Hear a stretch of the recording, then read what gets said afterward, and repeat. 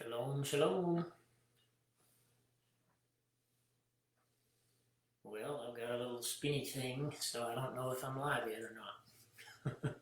There we go. Shalom, shalom.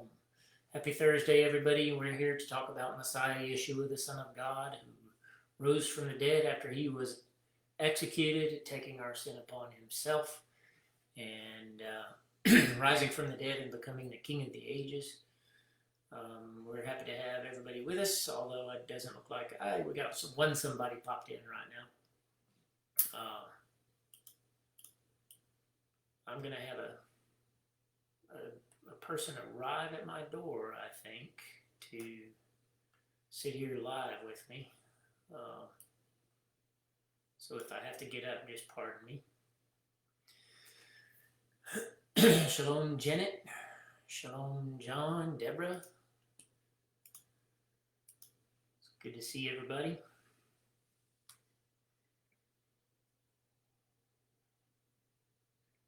We'll wait just a minute, let a few more people log in, and then we'll get started. I'm going to move for just a second. I'll be right back.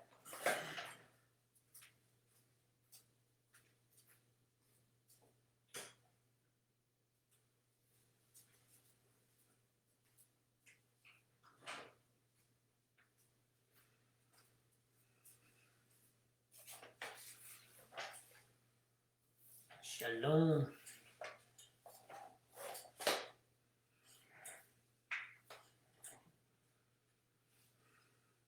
Any questions about the previous 6 weeks that we did? Just a tiny bit of a recap while we wait.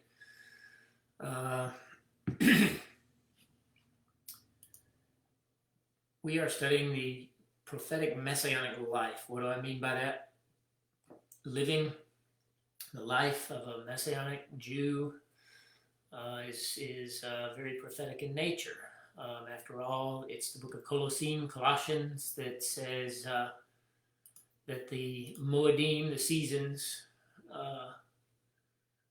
are present tense for, I'm drawing a blank all of a sudden, shadows of things to come. There's my guest, I think. Nope. So, shalom, Eleazar, Gala, shalom. Hey, there's my doppelganger. Shalom, Daniel. So the Moedim, the feasts, there are 7 feasts, and I'll probably go over that. But the Messianic life itself, because we are governed, our lives are kind of governed by the feasts. And it's very prophetic in nature, so we've been going over that. And so we spent the last few weeks, 5 or 6 weeks, going through the prayers, specifically the common prayers that we do on Siddur, on Shabbat, in the Siddur. Gotta get my brain in place.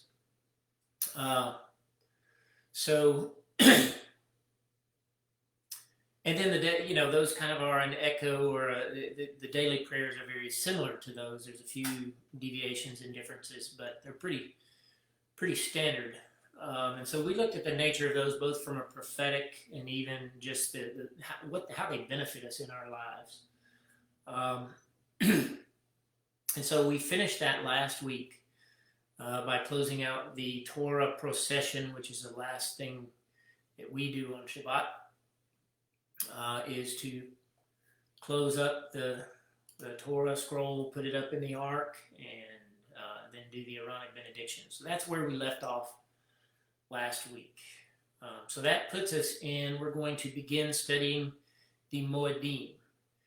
And I may not have pointed this out, but Shabbat itself is a Moed. So we're going to dive into that tonight. But before we get all started, I've been neglecting saying our prayer before we begin. It's 5 after. I don't know if my guest is coming. He's 10 minutes late. So I'll have him hopefully just come on in so we can get started.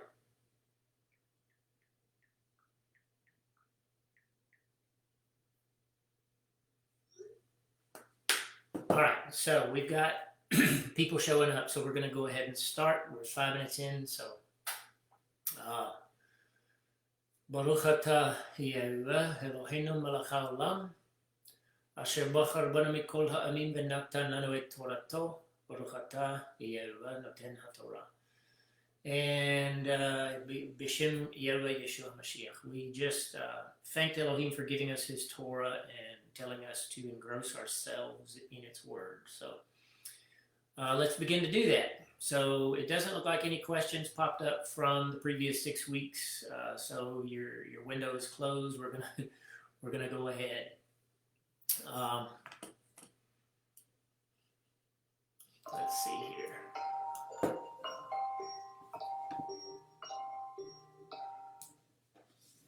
Pardon me.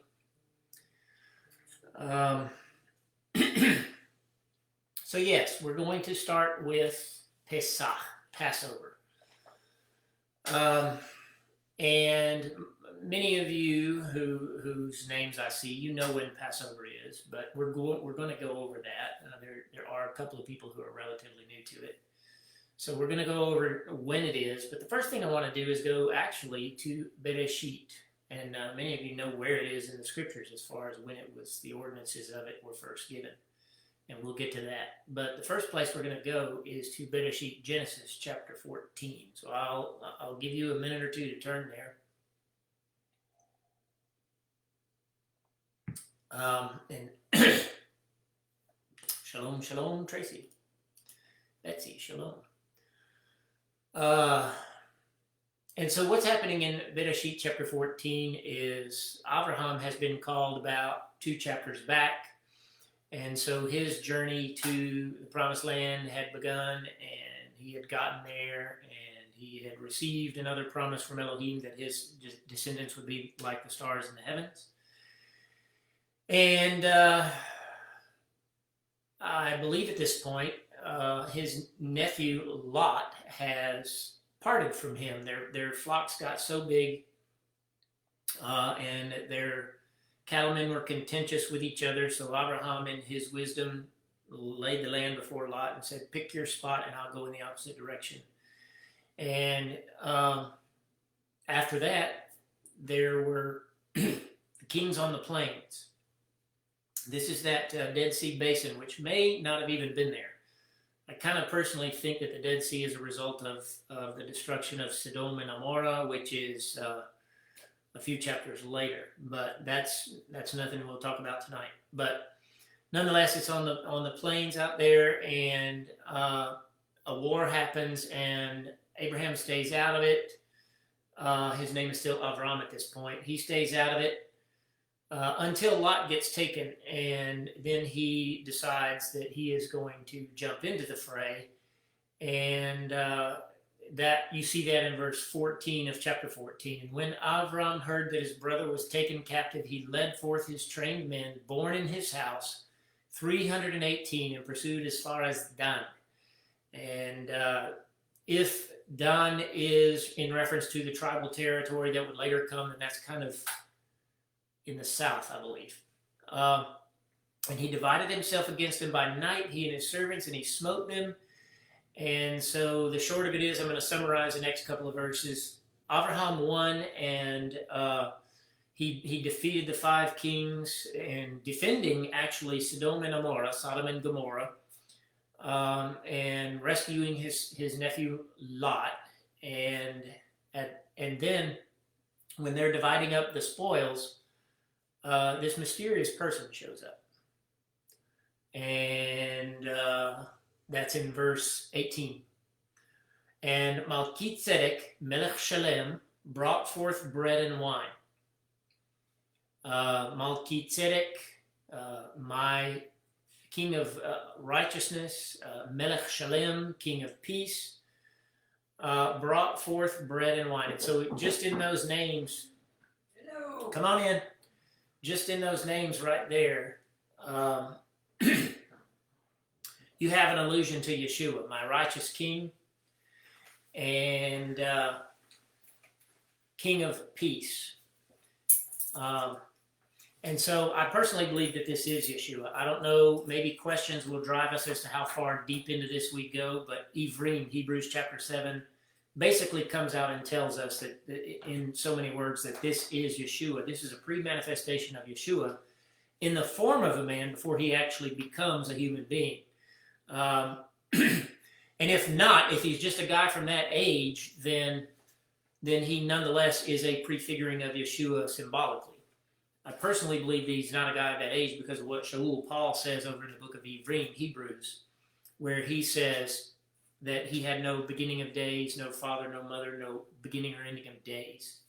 So I believe that this is Yeshua. And the reason I'm pointing it out here in regard to Pesach or Passover is because of the elements that he brought. And I believe this sets the time of when this happened. I believe this probably happened at Passover.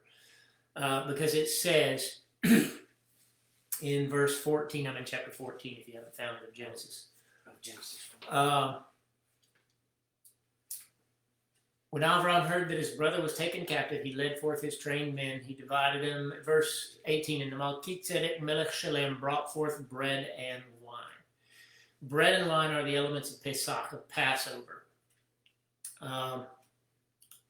So yeah, I thought that might be the case, John. Flipped a coin.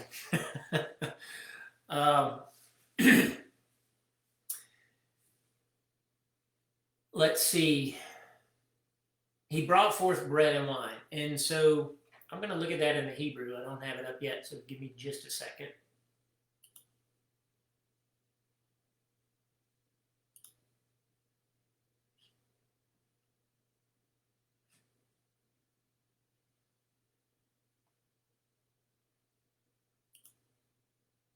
I should have already had this file open, but just give me a second.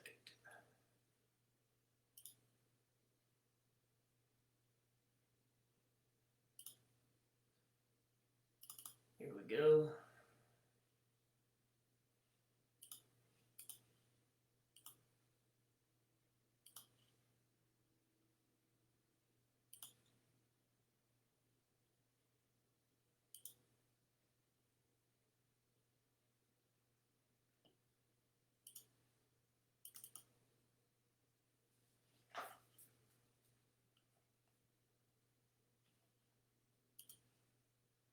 And we are in chapter 14. What did I say? Verse 18.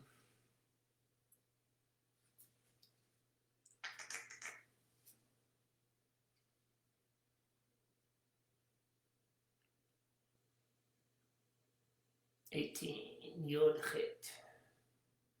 Melchizedek Melech Shalem Hotzi Lechem Vayayin.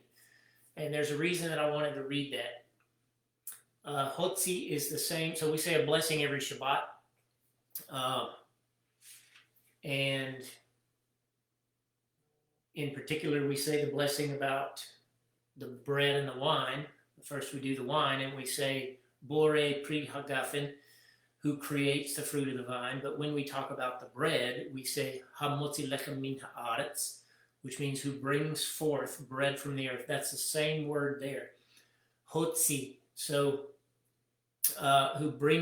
he brought forth bread and wine. And so I personally believe that this is a link to both the Sabbath and the Passover. And the reason I wanted to bring that up is because Pesach, Passover, is known in Judaic circles as Shabbat is known in Judaic circles as a mini Passover Seder. So we have bread and wine every Erev Shabbat being Sabbath evening, which is Friday night at sundown. So at Friday night at sundown, we light the lights, and then we bless the wine, and then we bless the bread. And this is the beginning of a mini Passover. And so you're seeing you're enacting on a weekly basis the death, burial, and resurrection of Yeshua, which to the believer in Messiah is the most critical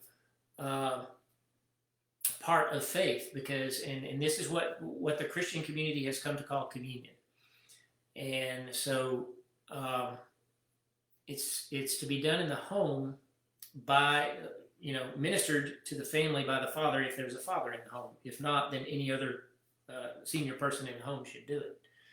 But so this is a mini Shabbat is a mini Passover, and I believe that we are looking here at an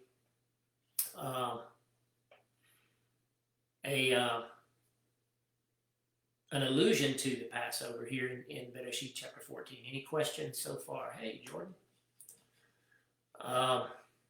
Any questions so far about that? So,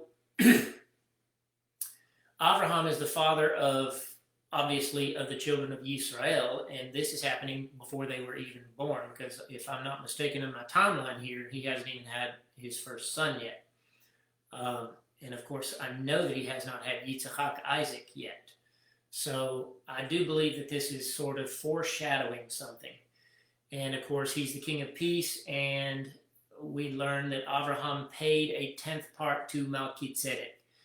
And what is that? That is an offering that is given on a periodic basis to one of the kings on the plains in order for protection for the shepherds out in the fields who didn't live in the cities. They would pay a 10th part, which is what gets translated as tithe, to one of the kings on the plains, and and that king would give him protection, give that family protection from bandits and in times of war. And of course, Abraham here was the one doing the protecting. The kings in Sodom and Gomorrah were about to be defeated, and he had to come to their aid. And so this mysterious person shows up that we learn in Psalm, I want to say it's 110, is the beginning of a new priesthood. Okay, and of course we understand that Yeshua is our Kohen Hagadol, our high priest, in the order, by the direction of, or in the manner of Melchizedek.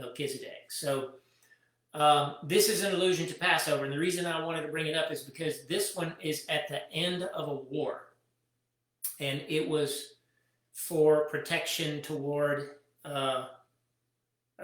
giving an offering to a king for protection on the plains, which I personally believe Abraham had never done before, because none of those kings were righteous. So, and he had his own 300-man army.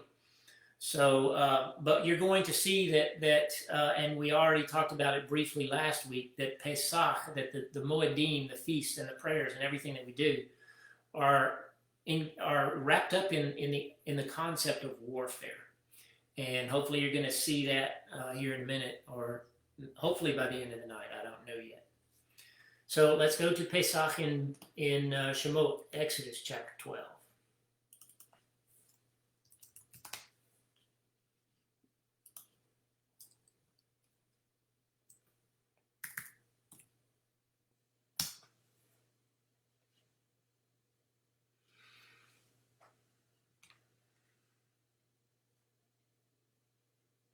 Most of you know the background behind this chapter. You know that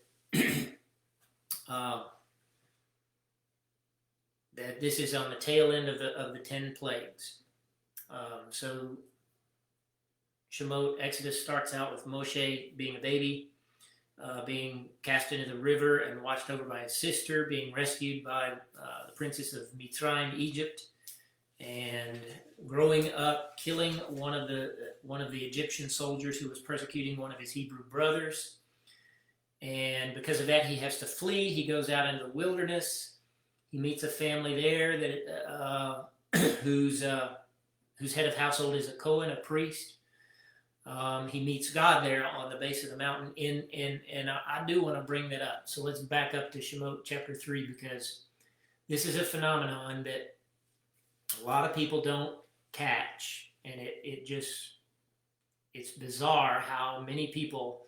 I'm going to go ahead and ask it. I don't know who all is on here. I've seen a few of the names pop up, but I'm going to go ahead and ask it because I know some of you are new. How many of you, and if you know the answer, which I know many of you do, don't say anything. How many of you, when you read Exodus chapter 3 and you see or you hear the story of the bush that's burning, how many of you see just a bush? Anybody willing to admit that? You've never heard of anything else other than a bush. In other words, the Cecil B. DeMille depiction of this, where it's literally a burning bush and that's all you see, is that what you envision in your mind? There's a reason I'm bringing this up.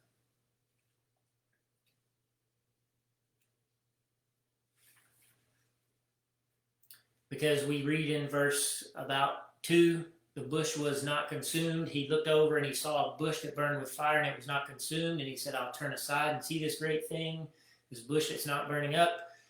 He turned aside and Elohim called to him out of the midst of the bush.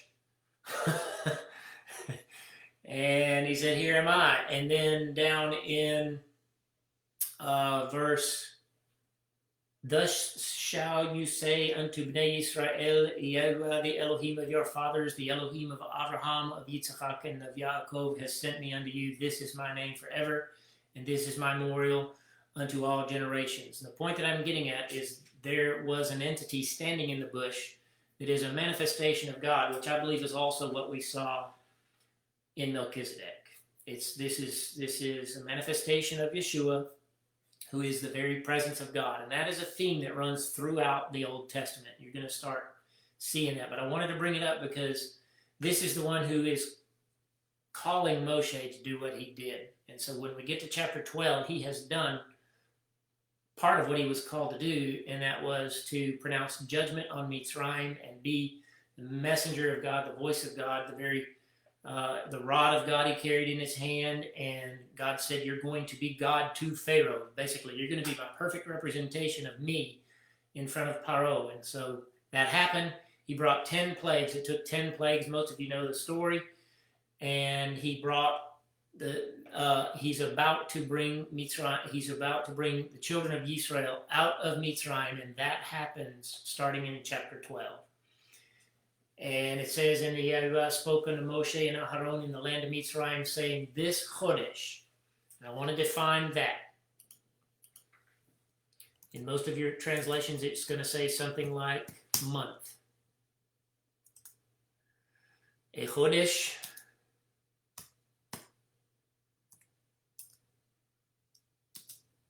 is not, technically, it is not a month. The word Chodesh is the same, it comes from the root Hadash, which means renewed, or it's the verbal root to renew.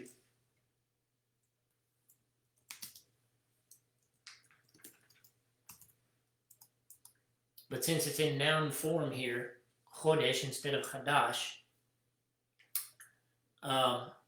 I personally believe, and I believe that we have affirmed this through much study, that this is the crescent new moon. This is the visible, first visible crescent of the new moon. So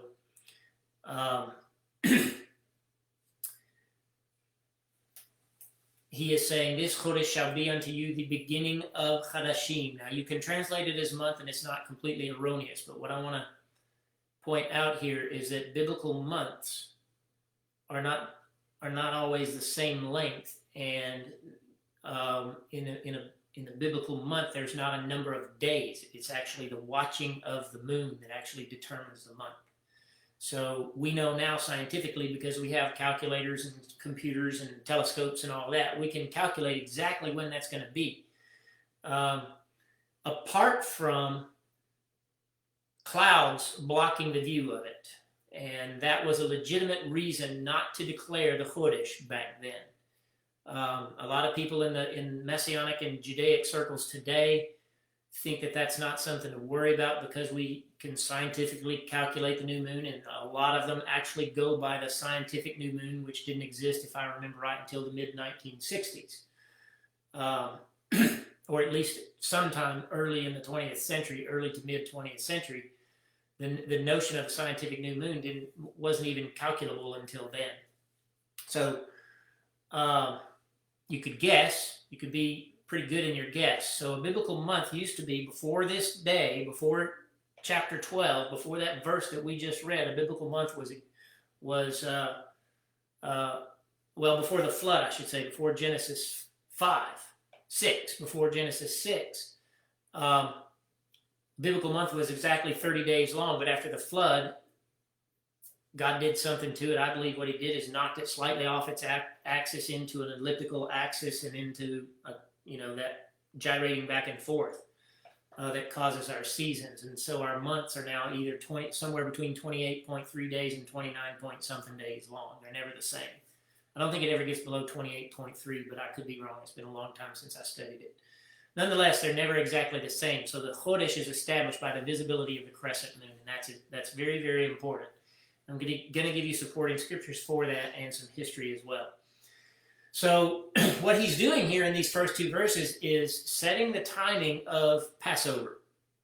This will be the beginning of months for you, the beginning of renewed moons for you. In other words, before this time, starting from Genesis 1 until Exodus 12, which is a period of about 1,500 years, 14 to 1,500 years, the calendar began in the fall. The first month was in the fall. God flipped it here and said, now this is the beginning of your months for you. This is number one, is basically what he's saying. And so our new year for biblical feasts only starts in the spring. This happened in the spring, and you can back up. I'm not gonna go backwards, but you can back up to. Nobody answered my question about the the bush. You can back up to Genesis 6 again and see that before the flood, you'd have to look back up a little bit before that. It never rained. The months were 12 months, even 30-day months, and they didn't have to monkey with a calendar at all. After this, not only did the months flip, but because they became shorter, then it became necessary after a certain period of time in order to put another month in there to keep the year from moving throughout the year like the Islamic calendar does. The Islamists didn't figure that out, so their calendar, Ramadan will be in the spring sometimes, or the fall sometimes, and it'll be in the big middle of winter. You know, it moves. It goes through the whole year. Each year it gets a little earlier. Abba didn't want that, and so he set up a mechanism. You can back up to about Shemot, Exodus chapter 9, and see that the barley was ripe, and that the flax was crushed. And so flax and barley both in the Middle Eastern region bloom in the early spring. Okay, so that sets the season of the year that this is. And so since that time, the Jewish people have been tracking time for the feasts only from the spring. Why did the months become shorter?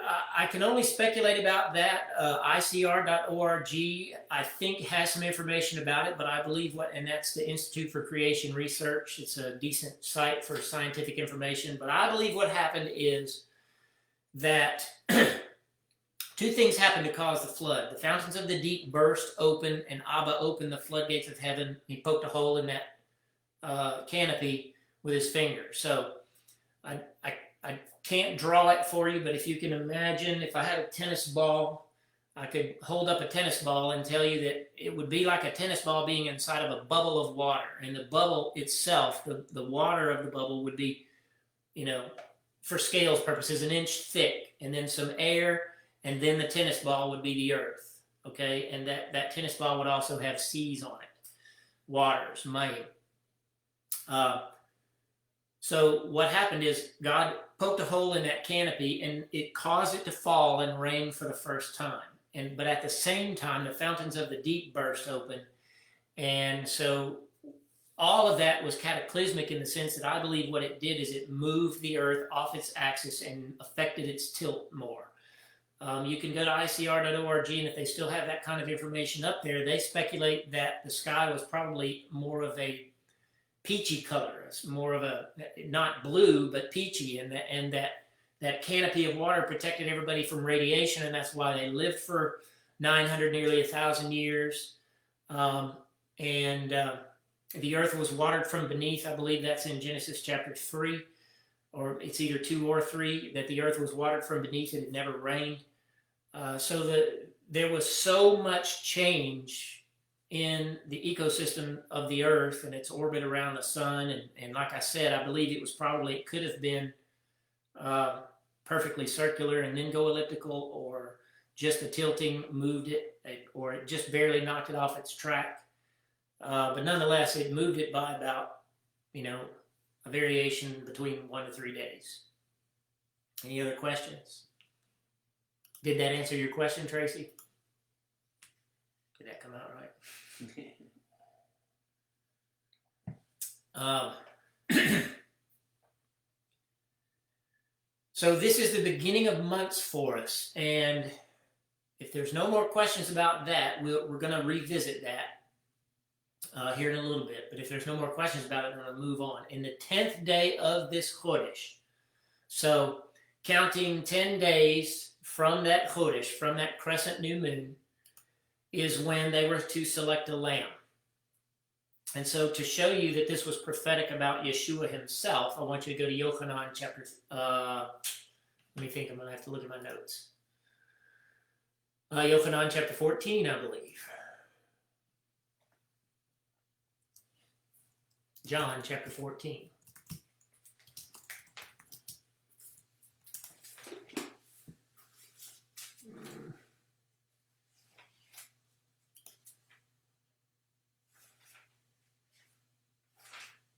I'm sorry, Yochanan chapter 12.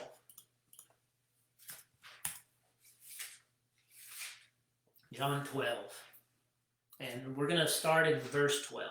Actually, you could look in, I personally believe that, in our version, there's a paragraph there from 1 to 11. And that paragraph starts 6 days before Pesach. So, and we haven't read it yet, but most of you know that Pesach, Passover, the night of Passover, is the 14th evening of that Chodesh. 14 evenings from that first crescent moon. And so this is 6 days before that. So that's 8 days after the Chodesh. So we're 2 days away from the 10th day of selecting the lamb. But what you see in that first paragraph from 1 to 11 is that a feast happens, and that people had to travel for it. And so I believe it was a 2-day thing, because then it says in verse 12, on the next day a large crowd which had come to the Chag. A Chag is a feast. All right, there's some confusion about that in Messianic circles. A Moed is not technically a feast, even though it's okay to refer to the feast as Moedim or refer to the Moedim as feast, because technically they are, but a Moed is actually an appointment, an appointed time. Okay? So Elohim set appointments with Israel. We're going to look at all of those here in a minute. But a Chag is a festive celebration.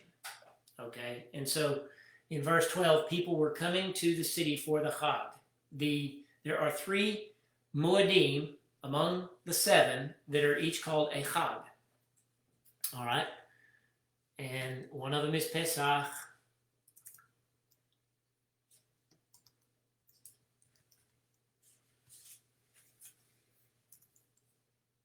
The other one is Shavuot. And the other one is Sukkot. You may know them as Passover, first fruits,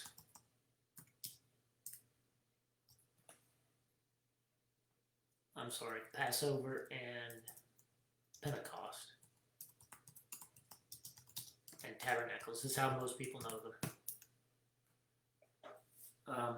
Each one of those is called a Chag, a festive celebration that also required for all of our Jewish people to be, all Jewish men, and they typically brought their families, to be in Jerusalem for that particular Chag, that particular feast.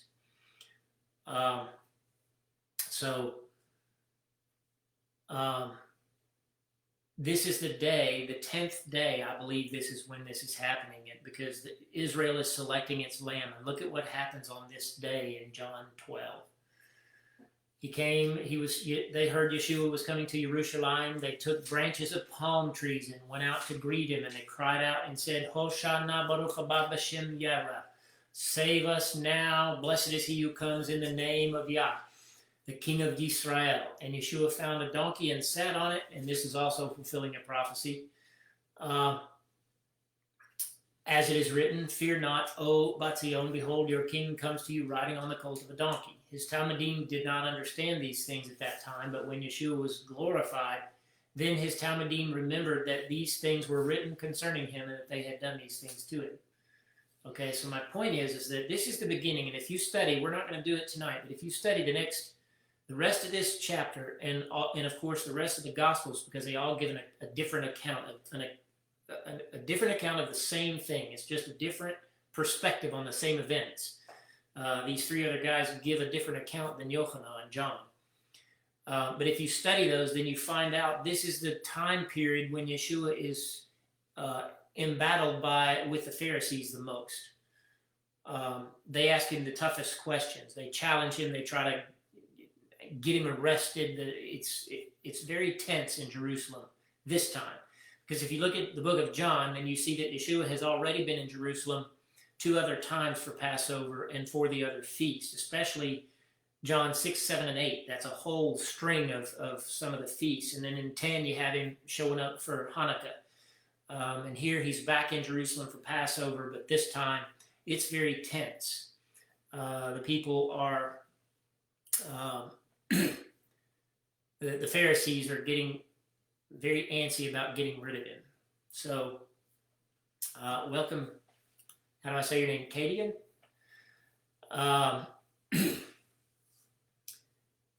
So, what we're reading over in Shemot is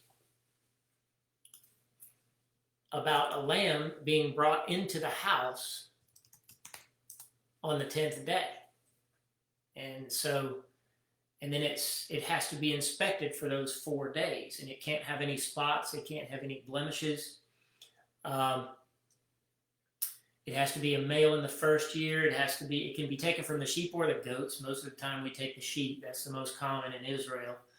But it can be a goat, and it's to be brought into the house and inspected and made sure that there is absolutely nothing wrong with it. And so Yeshua was being grilled during these 4 days, and they could not find anything wrong. There's one verse that actually says that they could not find any error in his speech at all.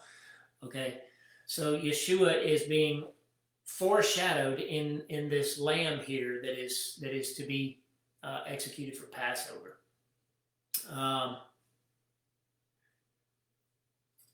They shall take of the blood and put it on the 2 side posts and on the lintel upon the houses wherein they shall eat it. Okay. I have to say these things carefully because it's not my desire to offend anyone, but I've seen other believers say, draw a picture of a door and put a cross on it and say that's what they did with the blood. No. Okay. The 2 side posts, that's the easy one. The lintel is the top bar across. All right. Am I right? You're a construction guy. The top bar across the door and down the sides. And that actually makes the letter chet. And a chet is the first letter in the word chai, and the letter actually means life, if I'm not mistaken. It's eternal life. It's a picture of eternal life. And so when you put the blood up, down the side post and across the lintel, then you're making the 8th letter of the Hebrew alphabet, and 8 is a sign of infinity. So you are making a sign for eternal life. And of course, that's what Yeshua brings to us. So put the blood on the doorposts. Okay, so, and of course, we know that Yeshua told us, he told Nicodemus in John chapter 3, anyone who believes in me shall have chaye olam, eternal life. And that chaye begins with a chet. So anyone that believes in Yeshua, that trusts in Yeshua, and belief in Yeshua is different from just cognitive awareness. It's trusting in. It's a belief that causes trust and causes a reaction. Okay? And so the putting of the blood on the doorpost itself is a symbol of eternal life. And of course, this is what saves them. That was the symbol that protected them from the death angel. They shall eat the flesh in that night, roast it with fire, and matzot. Matzot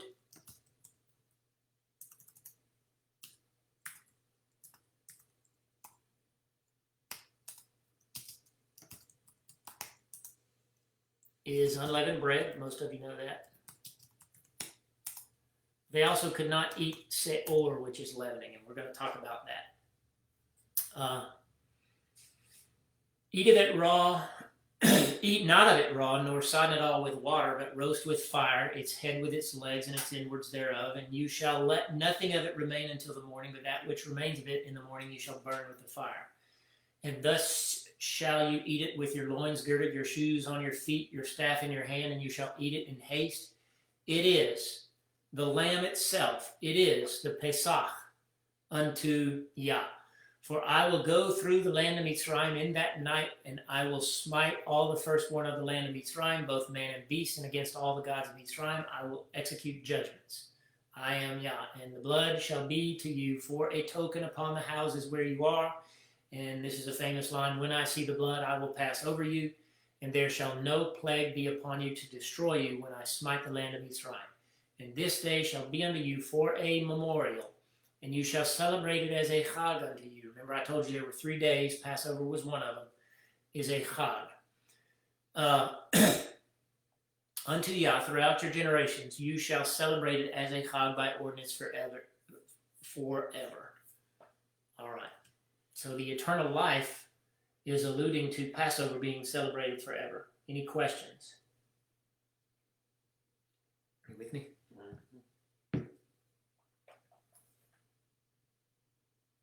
Look at my notes and make sure I haven't forgotten anything.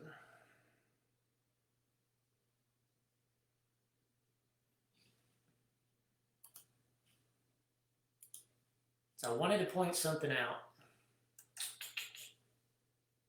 at this point. You can look at the logo on my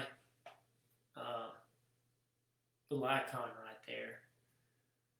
And you've seen it on the page, on the Torah page, the Torah of Messiah page, the one that has all the feasts on it.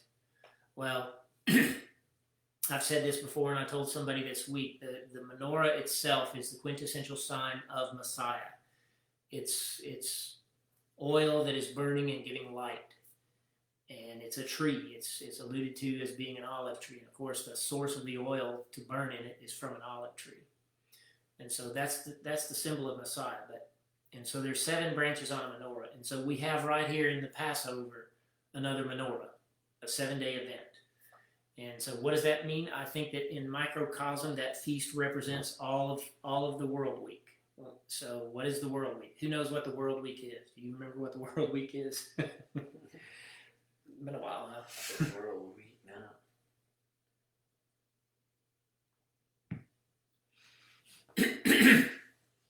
Are y'all there? Have I lost you?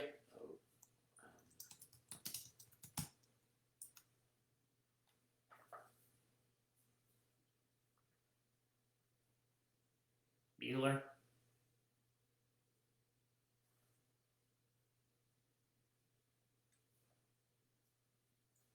So the world week is a 7,000-year period divided up into 1,000 years, each one of those a millennium, each one of those representing a day.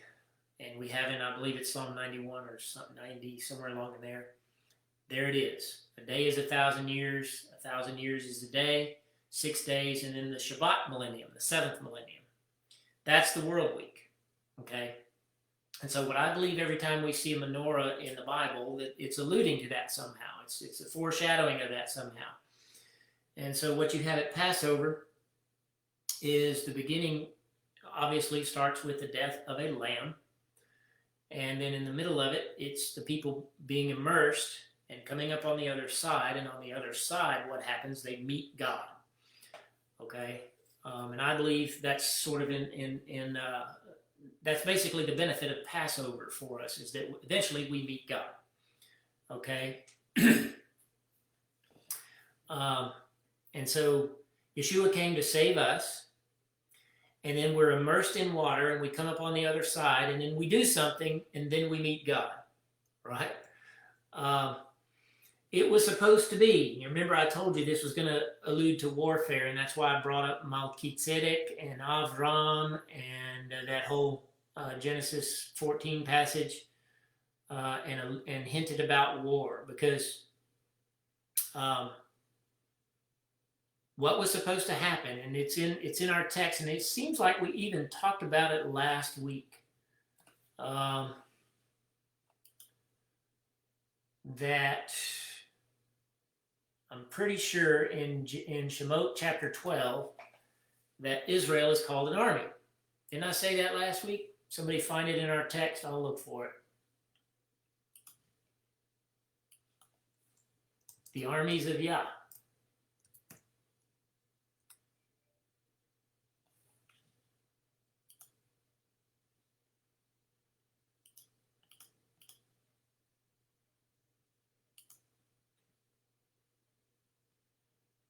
Let me see. Maybe it's not plural.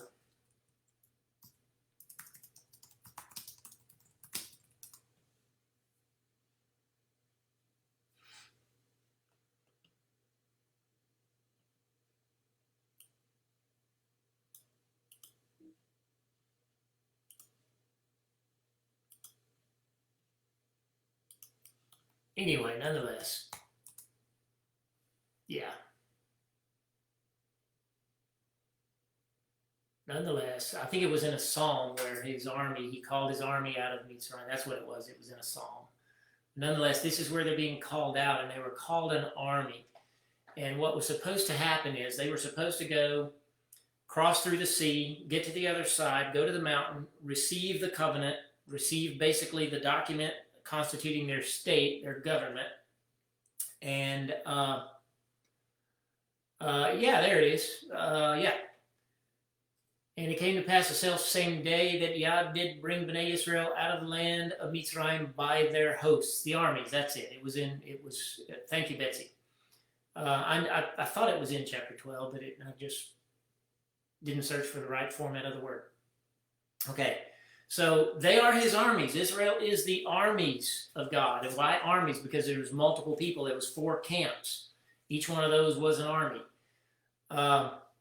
So you have these armies that were supposed to go through the Red Sea, come up on the other side, receive the covenant, and immediately go into the promised land and take the land of Israel from the Canaanites. And how was that going to be done? It was going to be done by warfare. And Elohim was going to be, God was going to be their warrior and their commander-in-chief, if you will. And as long as they did exactly what he said, they would win every war and not lose one man. That was how it was supposed to go. Okay. Fast forward 2,000 years, and Yeshua shows up. And we're told that we are in an army. So we, in similar fashion, we go through the Passover when we come to confess faith in the blood of Yeshua. We partake of that blood on a regular basis every year at Passover, and in another fashion every Shabbat. We partake of that blood in a symbolic way, but also in a very literal way, spiritually. Yeshua was clear about that. My words are spiritual. When he's talking about eating his flesh and drinking his blood, he said, my words are spiritual. But nonetheless, we partake of him, and then we go through immersion, and then we go to war. And that's the part, I believe, where we fail the most, is the war part. Because we're not even, some of us, dressed as soldiers after we get immersed. You know, I can remember being immersed and being, oh, this is great. And I feel like I've got war garb on, you know, but I'm not trained. You know, and I go out there trying to live the life of a believer in the Messiah, and I get myself handed to me by the enemy over and over and over again. And it's not until I started doing these things that I really learned to fight. And really learned how to, and I'm still learning, how to see the enemy and how to strategize and be proactive against the enemy and live a successful life. And this is the part that I'm going to just go ahead and type it before I forget to say it, because this has been on my mind for a day or two. Militant compassion. That's my mantra these days. What do I mean by that? We have to be concerned enough about people's lives, about people's souls, in order to live ours in such a way that they see Messiah and crave salvation. And we need to be cognitive of that enough, of it, especially in the day that we live, and especially right now in the time that we live in, because Messiah could come back, and some of us may have to go through great tribulation, and I don't want to,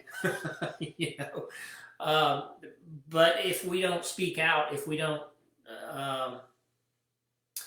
declare our faith and do so effectively and have the light, the menorah of Messiah burning in us, then a lot of people are going to perish.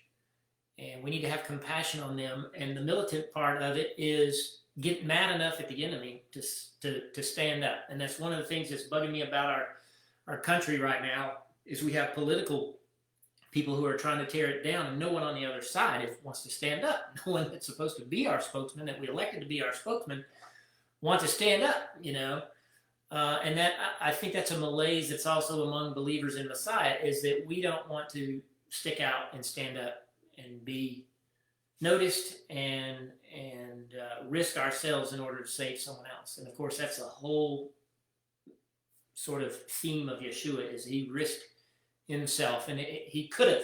We sing the songs. He could have called 10,000 angels, but he died alone. He could have done it. He could have saved us.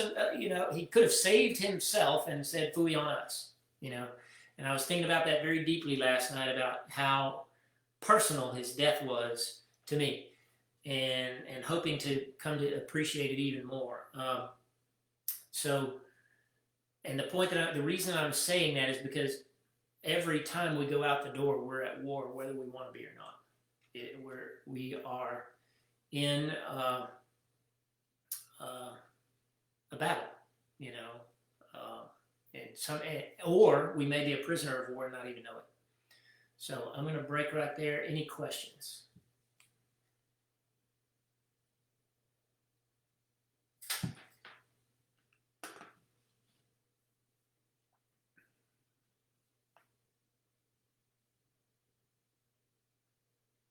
Amen.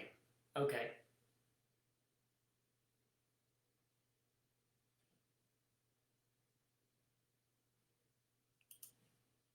Amen, Betsy.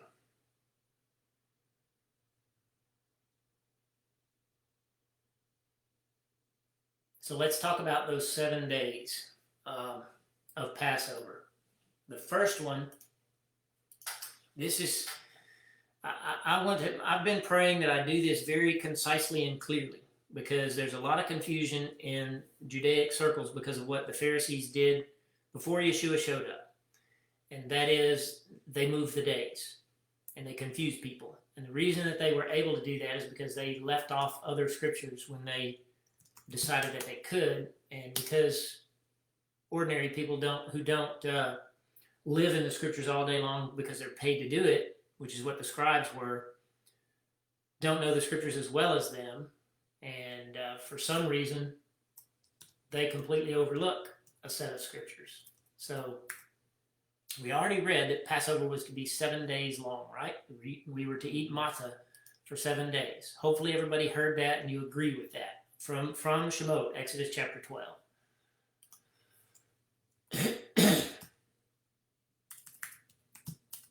Well, if you look at a Jewish calendar today,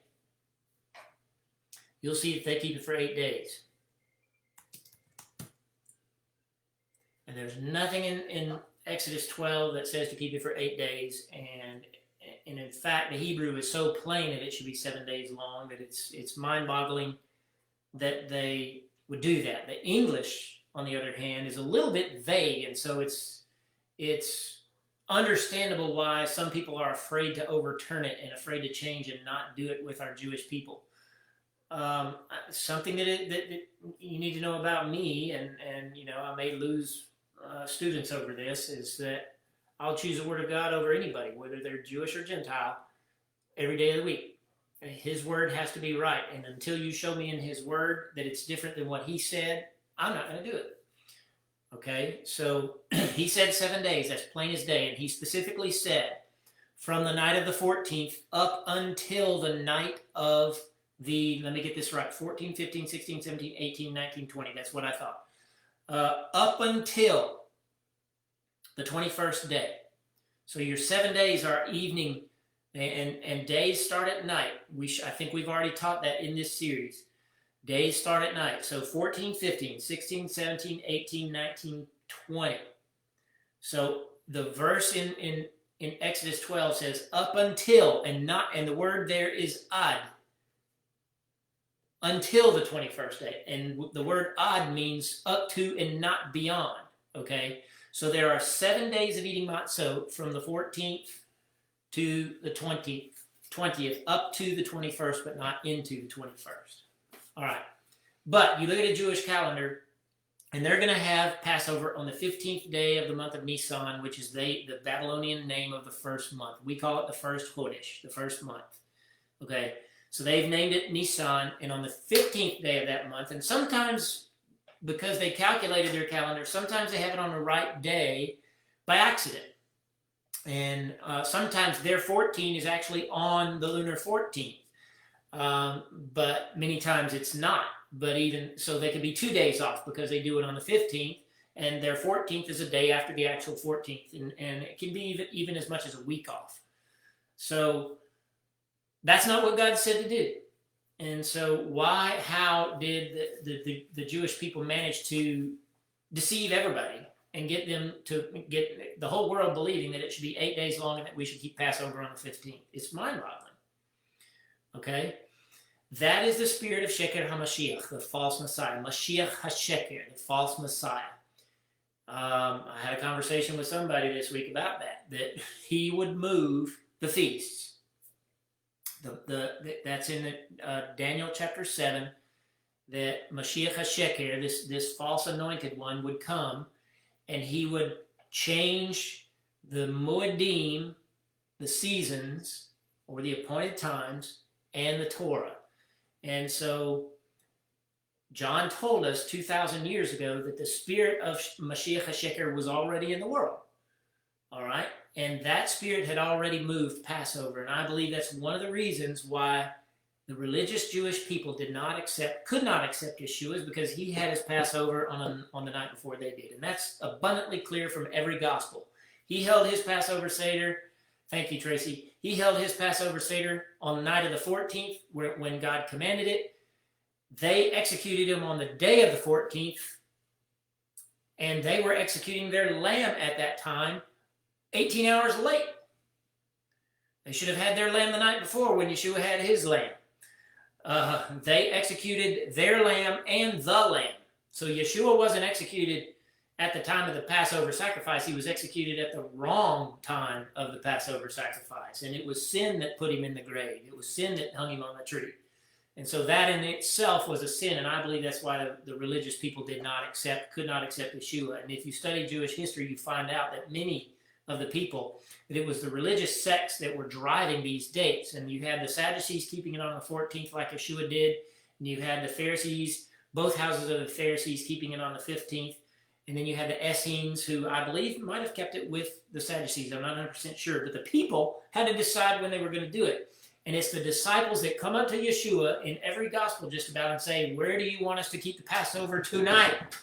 Which was a clear day ahead of the Pharisees' Passover. And so you have to clear that up. How do we know that and then we have to just eat matzah for 7 days, because they will have their, the 14th starts, and then they'll have their Seder on the 15th, and then they'll eat matzah for, I believe, a whole 8 days. I'm not 100% sure. I'd have to look at it. It's been years since I looked at their calendar. But nonetheless, it's wrong. All right. And so in Deuteronomy chapter 16.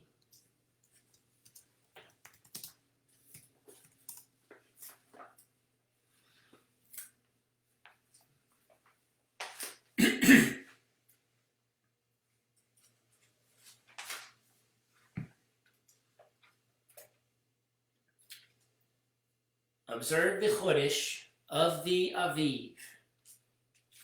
And you're going to see that in your English translations, something like keep the month of Aviv, or observe the month of Aviv.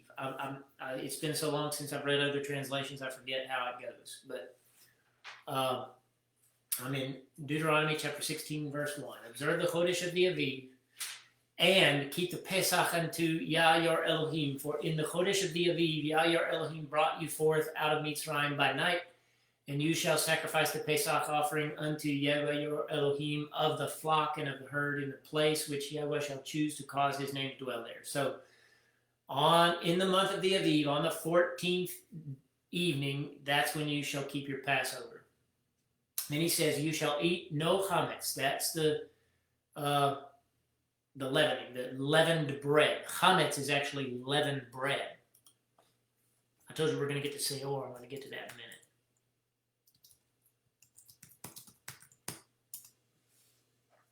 "7 days shall you eat matzot therewith, even the bread of affliction. For in haste did you come forth out of the land of Mitzrayim, that you may remember the day when you came forth out of the land of Mitzrayim all the days of your life. And there shall no chametz be seen with you in all your borders 7 days." So it's just a 7-day period that you don't eat chametz, right? Leavened bread. So, and that begins on the 14th.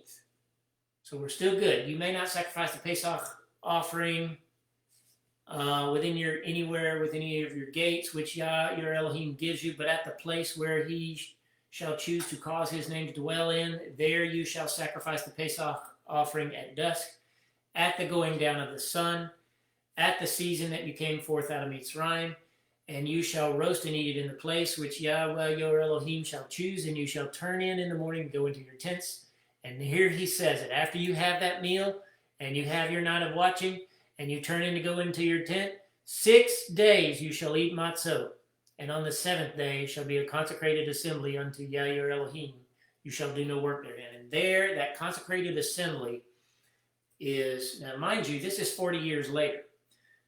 That part of it wasn't given in Shemot, because Shemot was the actual doing of it, and it's a day of memorial. So this is the memorial of it. So this is a looking back, but it's also prophetic.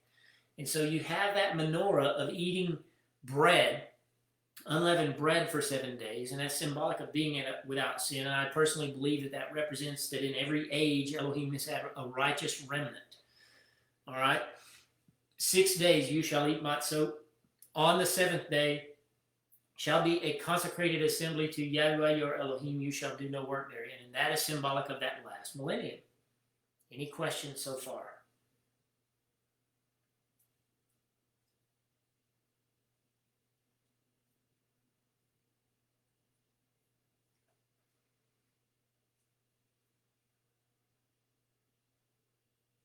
And you have another menorah in the very next paragraph, if you want to go on reading. 7 Shavuot. And that word might actually be, let me look at that in the Hebrew.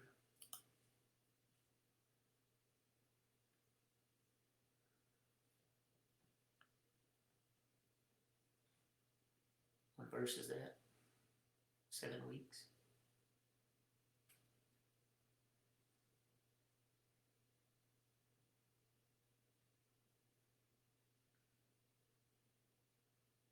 Yeah. Shiva Shavuot, 7 weeks, tispaz. You shall count 7 weeks. So there's another menorah right there. This is going to get tricky. I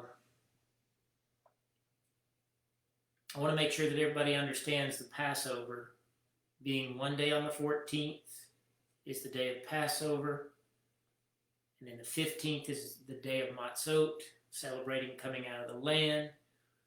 The 7 days started with Passover, and it ends 6 days after Matzot, so you still have a total of 7 days. Is everybody clear on that? I've got a nodding head on my right-hand side. How about everybody in internet land?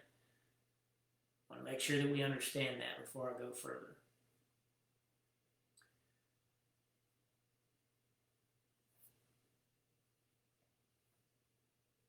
There's a little bit of a lag before I get an answer. There. So, part of the Passover season is what we're just reading about there in Deuteronomy 16. And that is in verse 9. 7 weeks you shall count for yourself. Mechachel haremes.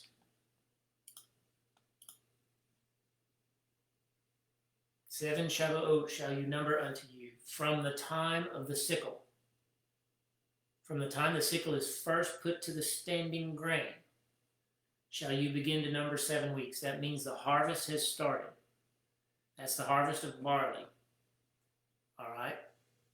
You shall keep Hag Shavuot unto Yah your Elohim after the measure of the freewill offering of your hand, which you shall give according as Yahweh your Elohim blesses you. And you shall rejoice before Yahweh your Elohim, you and your son and your daughter and your manservant and your maidservant. So the point is that each time we do one of these 7-day feasts, I personally believe that it's a picture of the whole world week. And so what are we doing during Shavuot? We're counting. That's all we're doing is counting 7 weeks. And this is, to me, this year, more than any other year, it was a reminder of the Yovel cycle. And that Yovel cycle is the key to prophecy. And so I'm probably running off and leading people right here. I want to make sure you got to interject if you're not understanding what I'm talking about. A Yovel is what most people know as a Jubilee. And so you're seeing in microcosm, in a 7-week period, you're seeing a Yovel cycle, in a sense. It's the same kind of math. Count 7 Sabbaths. That's actually what it says over in Leviticus 23. Count 7 Sabbaths, and then have the feast that we just see here, repeated here in Deuteronomy 16. All right, count 7 weeks, and in the 50th week, on the 50th day, you shall have a Chag, and you shall rejoice before Yahweh your Elohim.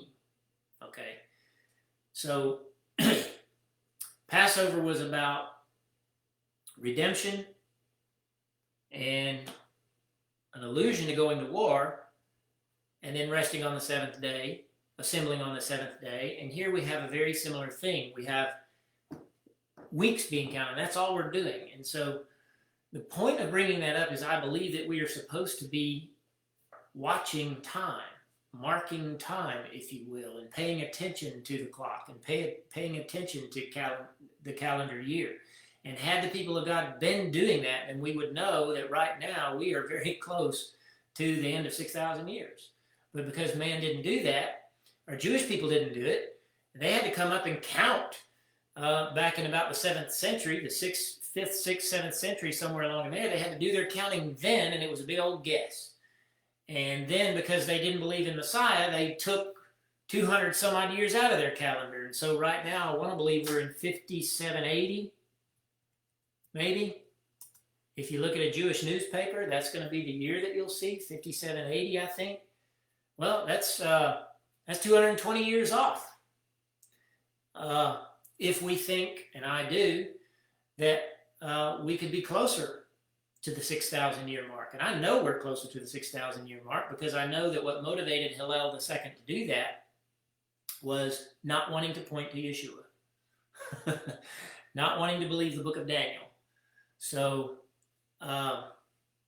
we're seeing a little Yovel there, and we saw, and each of these is a menorah, and so I believe that the Yovel cycle is a menorah. And what am I talking about? That you have a 1,000-year period divided by 50, and you have 6 of those, and then you have a millennium. And somebody just did some math. There we go. Yes. So the Yovel is the 50th year, and just like Shavuot, the day is the 50th day of counting weeks. Okay. So you count in Shavuot, you count a week, and when you get to the Sabbath, you're on your 7th day of that week. And then you start again and count another week. And you count a total of 50 days. So in our Siddur, we mark the days and then we mark the weeks as well.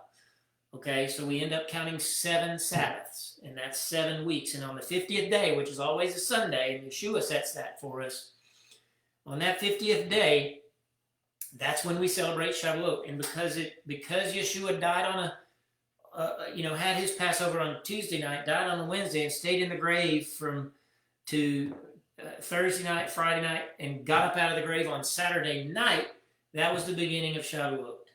And he is our first fruits from among the dead. So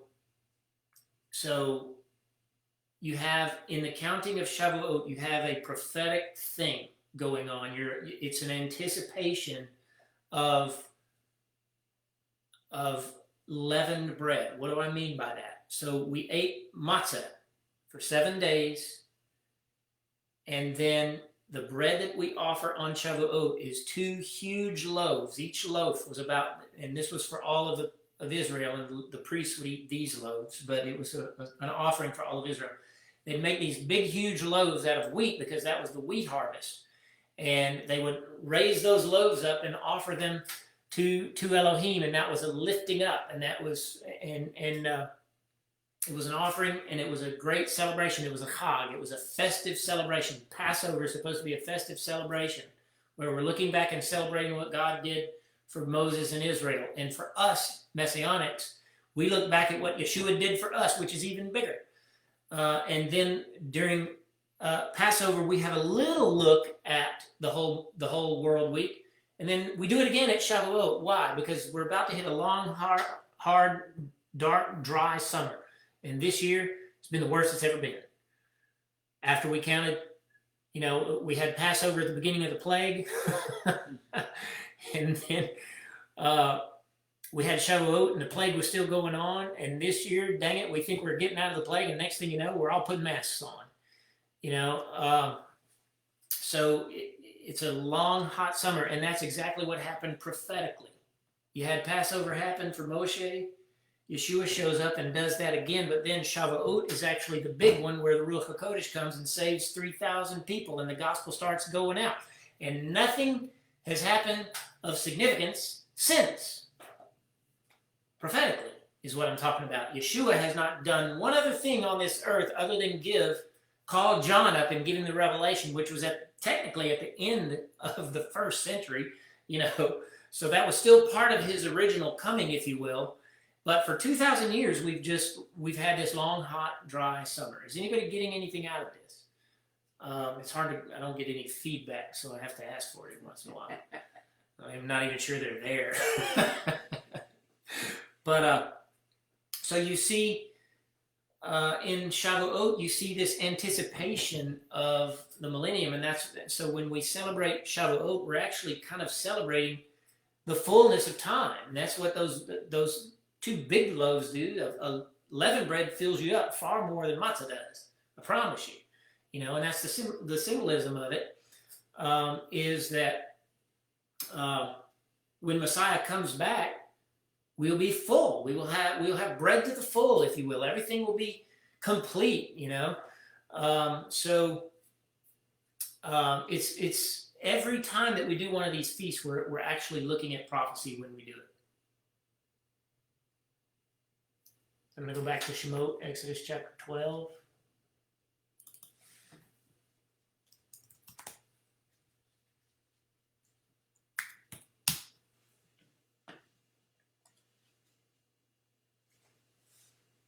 I want to talk about verse 15. 7 days shall you eat matzot, but that first day you shall put away seor out of your houses. For whoever eats chametz from the first day until the 7th day, that soul shall be cut off from Israel. So we got to define those 2 words. And I forget what it says in English. One of them should be leaven, and the other one leavened bread. Seor is leavening, or anything that leavens.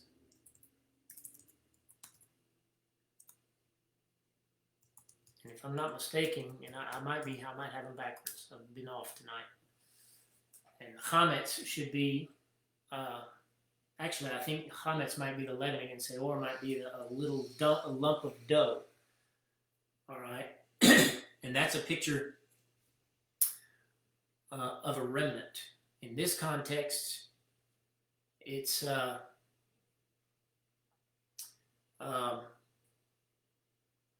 negative thing because we're supposed to eat only unleavened bread. But in a sense, let me think of where it is.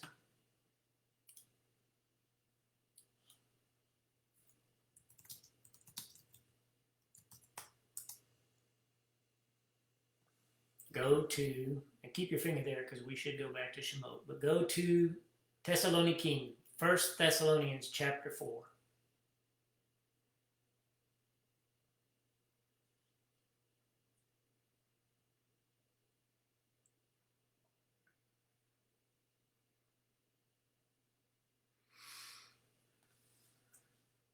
And I'm in verse 13. Now I want you to know, my brethren, that you should not grieve over those who are dead as those who have no hope. For if we believe that Yeshua died and rose again, which when did he do that? He did that at Passover. Even so, those who have died in Yeshua, Elohim will bring with him. For this we say to you, by the very word of Adonai, that we who are the remnant, until the coming of Adonai, shall not precede those who are dead.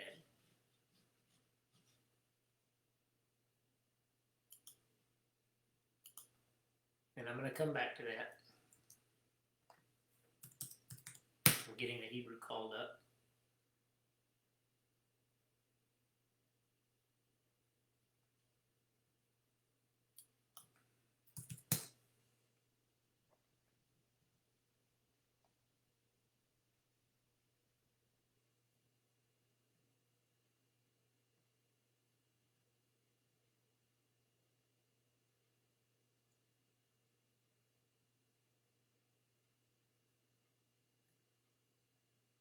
Thessalonians 4, right?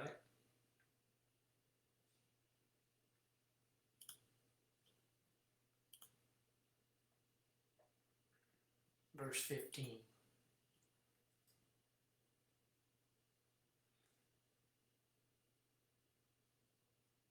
She'anu hanisharim b'ri'at Adonai.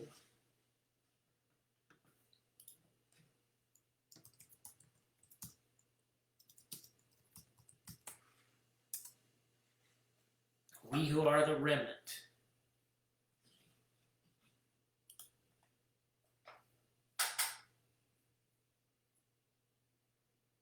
Until the coming of Adonai shall not precede those who are dead. There has been a lot of talk. We've got a buddy sitting here that I had a similar conversation with. There's one of the people on here watching tonight that has been told, and it's a common theme among a lot of Christians now, and what I believe it is that they're kind of trying to excuse themselves as to why they won't go in the Natsal.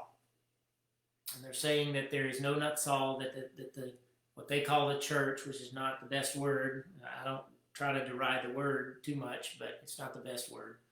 The congregation of Messiah will all go through the tribulation.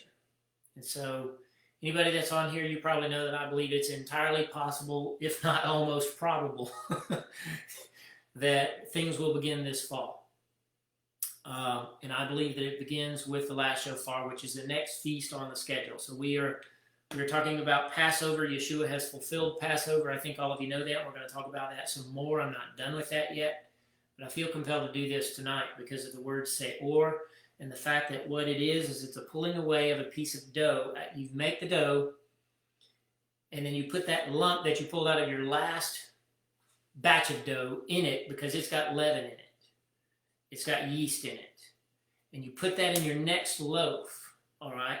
And it turns that into it causes the rising of the bread. So that's how they did it back then, because they would leave that dough sitting there and even more yeast would collect, because yeast is in the air. You can't get away from it. It's everywhere. And so you can do what you can about collections of yeast during Passover, and that's what we do. But as in regard to the natural yeast, the spores that are in the air, it's everywhere.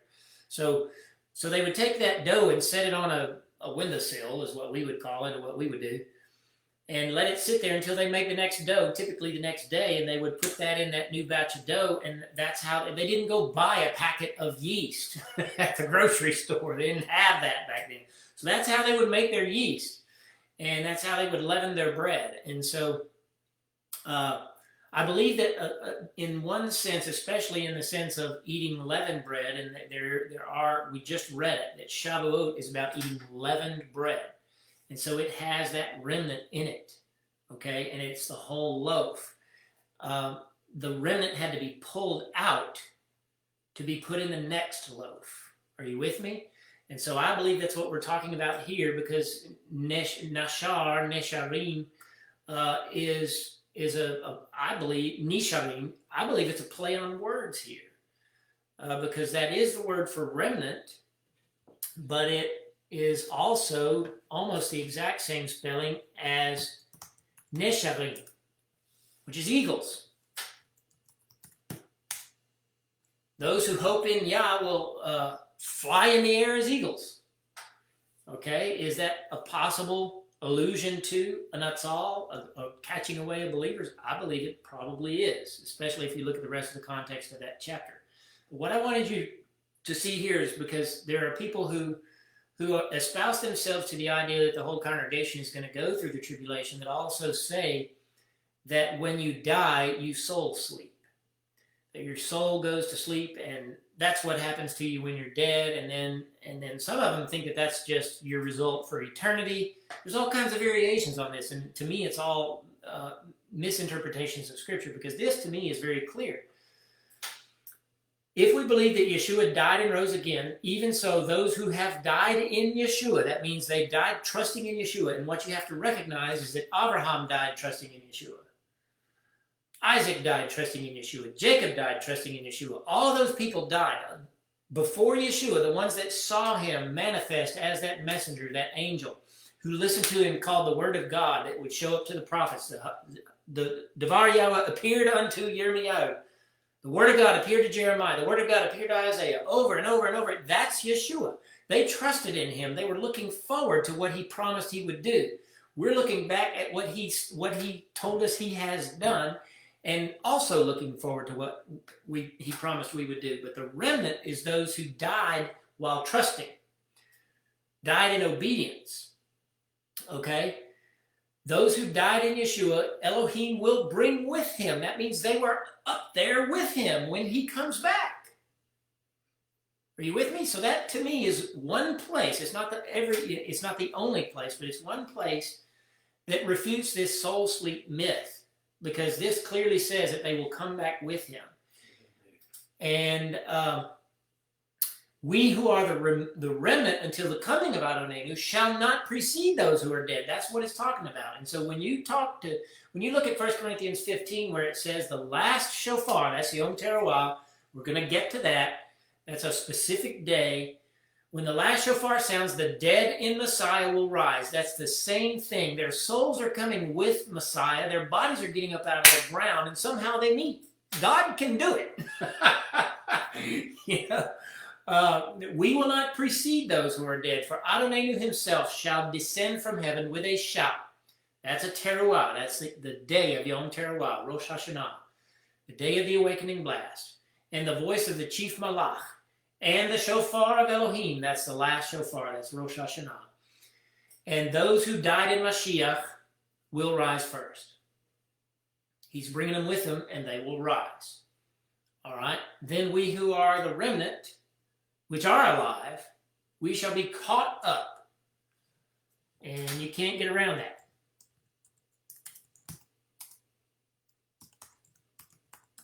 Those are two of the Hebrew words that mean the same thing as rapteo, if I've got that right, and the Greek is harpazo. So those are the four words, two in Hebrew, one in Greek, and one in Latin. If anybody tells you that there's no rapture in the Bible, they are lying to you.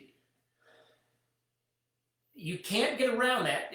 There's a catching away, and Elohim is telling us in this passage and in 1 Corinthians 15 when that is. And we're going to study this again when we get to Yom Teruah. I just wanted you to understand that Passover is the prelude to it, and then it's followed by war. So we need to go to Yehoshua now. Joshua chapter 5.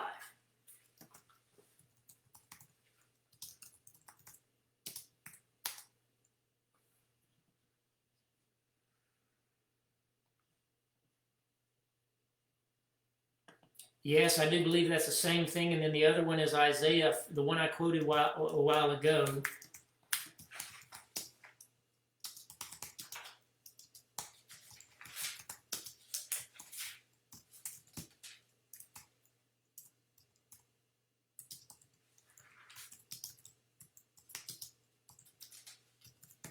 I believe is in Isaiah 40 or 41. Those who hope in Yah will mount up or will soar in the air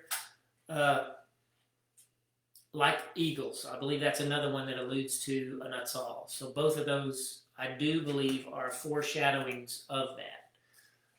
But in Yehoshua chapter 5, Yehoshua goes out after the spies. He sends the spies out. He's ready to go to war. And in chapter 5, verse 13, it says, "And it came to pass when Yehoshua," and mind you, Yehoshua's name is the long form of the Hebrew word Yeshua. Yeshua is the noun salvation. Yehoshua is the noun Yah saves, or Yah is salvation. Okay, so it's the same name, but technically not. And we don't need to be redundant in Yeshua's name because his Elohim has given him the name Yah as well. He was by Jericho, which is Jericho, that he lifted up his eyes and looked, and behold, there stood a man over against him with his sword drawn in his hand.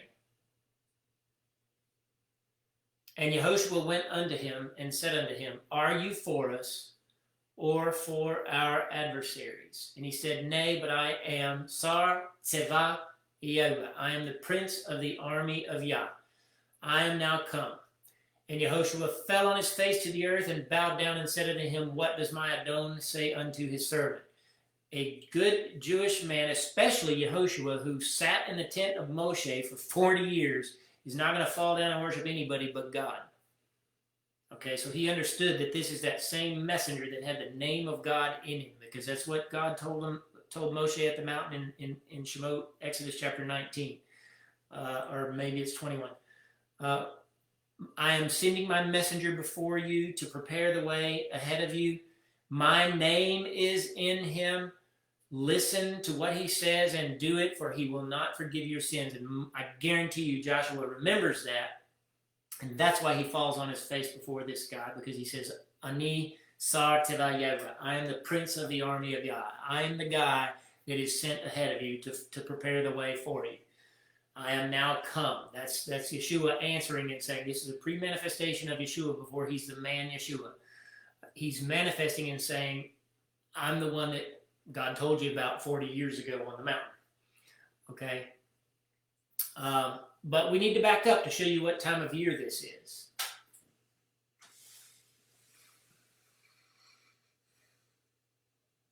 Verse 2 of the same chapter. At that time, Yahweh said unto Yehoshua, Make yourselves knives of flint and circumcise Bnei Yisrael the second time. That's not a second circumcision. That means they should have been second. You know, the previous generation that died off was circumcised. Okay? These guys were not circumcised, and so they had to be circumcised. All right.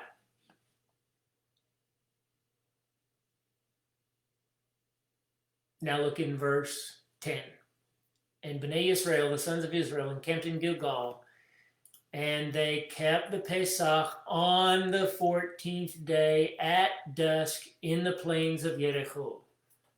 On the 14th day at dusk. That's very, very plain. Remember, our Jewish people keep it on the 15th day at sundown.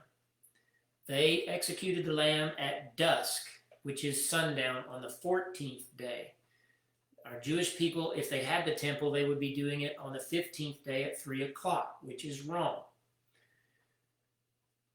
Joshua did it on the 14th day. My point is this is Passover, and the very next thing that we see is that they didn't have any more matzah after that. They had nothing but full bread, right? And they did eat of the fruit of the land of Canaan. That's the land that is about to be called Israel, because they're about to conquer it. And so we have Passover, and immediately turn around and meet the prince of the army, and he's sent out to war. Getting why I'm looking at this way? A lot of people talk about spiritual warfare, but they don't understand how it's doing what God said to do primarily, is that prepares you for war. Okay? And so the Passover was about immersion. And what do? They immerse in the Jordan River. We're told that they were immersed in the cloud and in the sea, and they followed Yehoshua through the Jordan River, and that was an immersion. It's a picture of an immersion. And so when we come to true faith in Messiah Yeshua and we go through the waters of immersion, which is our participating in the death, burial, and resurrection of Yeshua, the very next thing that he does with us, after a brief time of meeting him, this is in one sense, this could be a picture of salvation right here, because Yehoshua, whose name means Yah saves, meets the prince of the army of Yah, and he's told, go out and fight. And if you do this, this is what you're going to win. He tells him exactly what to do, right? And so this is supposed to be the model, and this was supposed to happen 40 years ago when they came out of Mitzrayim, and they had to go through a whole bunch of trouble, and now they're going out into war. So I guess what I'm saying is that Passover preceded all this warfare that the believing people in Messiah have been fighting for the last 2,000 years. We've been in a war for the last 2,000 years, and when you're at the end of a war, that's when it's most dire, and that war is going to be, it's going to manifest physically. I believe it already is in society. I think we're already coming to a point where people are having to decide to either be wicked or righteous. And I've had a lot of people reach out to me from my past in these last few months because of what's going on in the world, because they know what I've taught over the years, and they know something is going on, and they just want to hear my opinion on it. And I believe what we're seeing right now is a separation between the righteous and the wicked, and the ones that are intermediate, the ones that are lukewarm, are having to make a decision of which way they're going to go. And I think before that happens, that a Natsal is going to happen. And in order to be caught up in a Natsal, then we have to be warriors of Messiah. Is it too late to get in the game? No, I don't think it is.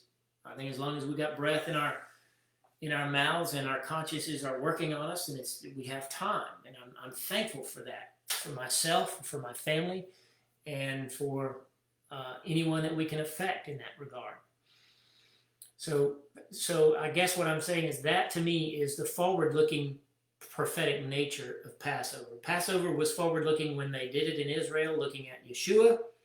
We look back at Yeshua, and we also see the overlay over the Passover of Moshe, and we see the correlation between the two. But there's also more to look at just in the Passover itself, that we're sent out to war now, and that's sort of our marching orders, is to go out and conquer the land. That's what we say in the synagogue every week. Ki mitzion tete Torah udevar ya'ala miYerushalayim. For the Torah shall go forth out of Jerusalem, and the word, or out of Zion, and the word of God out of Jerusalem. And so that's where we are right now, is bringing the word of God all over the world right now. And that's a war. It's a fight.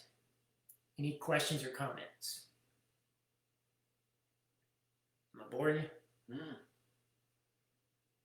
gotta go pretty quick, but I should have offered you some coffee or something.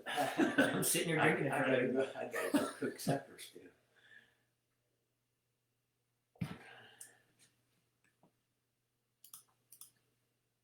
Okay. No comments or questions about that?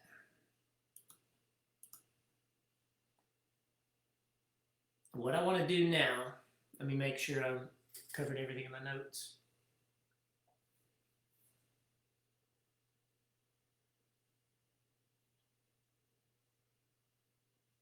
What were you talking about when you said, and we talked about yesterday, about us going through the tribulation too?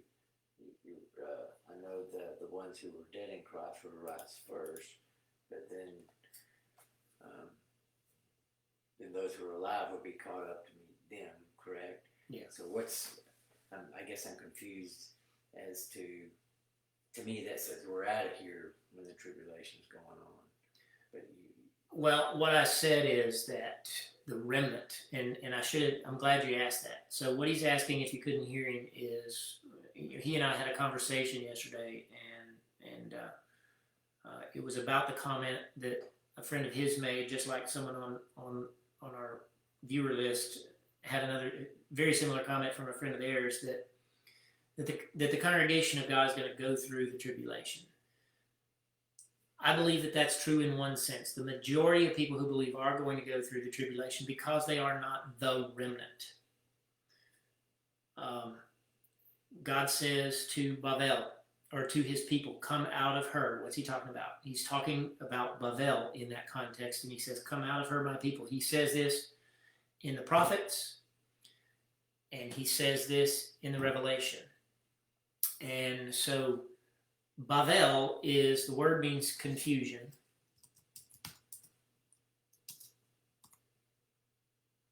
And I'm pretty sure it's that. Bavel means confusion. It gets translated as Babylon. It's Babel in Genesis 11, but it's Babylon everywhere else, but it's actually the same exact word. Okay. God confused mankind there with languages and dispersed them because they were becoming too arrogant and too idolatrous. And yes, not the bride, Jen. And so he confused them there. And then later on in Bavel, our Jewish people were brought out of Israel when the Jewish nation continued in their sin of worshiping Ishtar, Easter, worshiping Molech, which is Saturnalia, which is Christmas, of worshiping, of offering babies on idols, on altars of,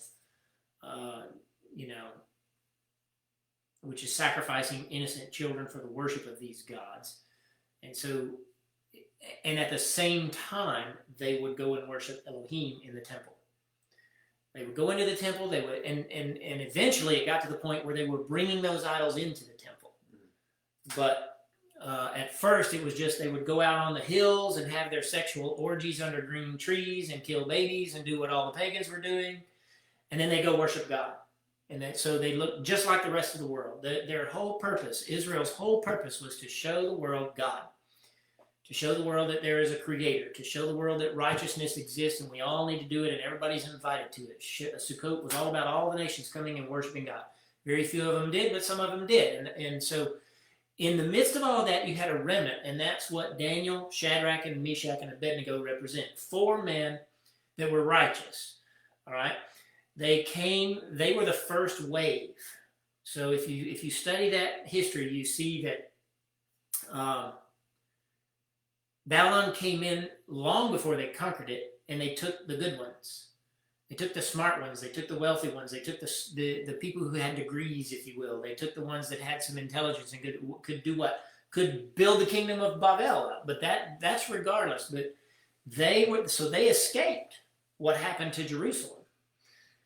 But then before Jerusalem was destroyed, then another wave comes out and goes to Babylon. But Babylon in this context, I believe, represents heaven. It's a good thing to get out of Jerusalem when it's about to be destroyed, because technically the imagery of the two cities flipped for a brief season. Are you with me? Yeah, I hear what you're saying, but I didn't know that.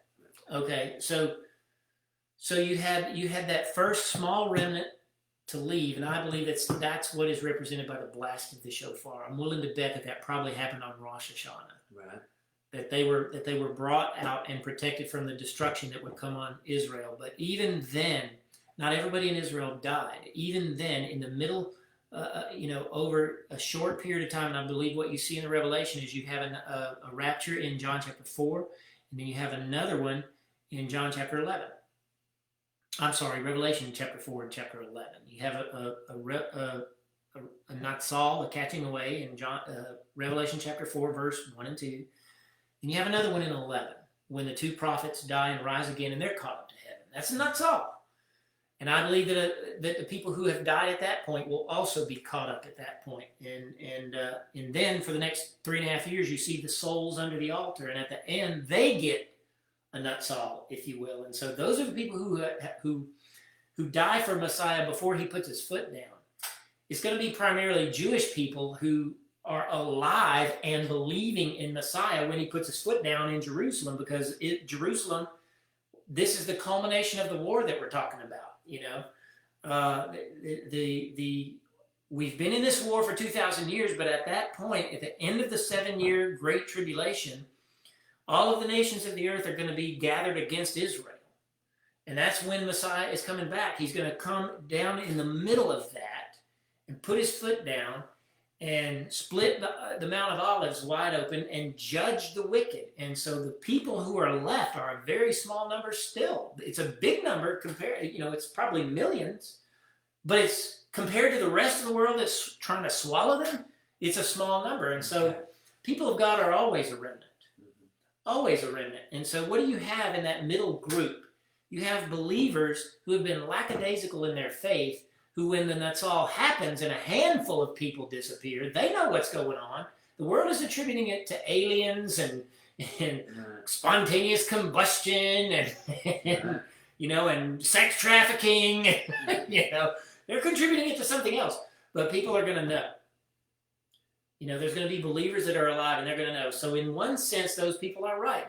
The congregation is going to go through the tribulation, a big part of it, but there's a small part that will not, and that's the faithful.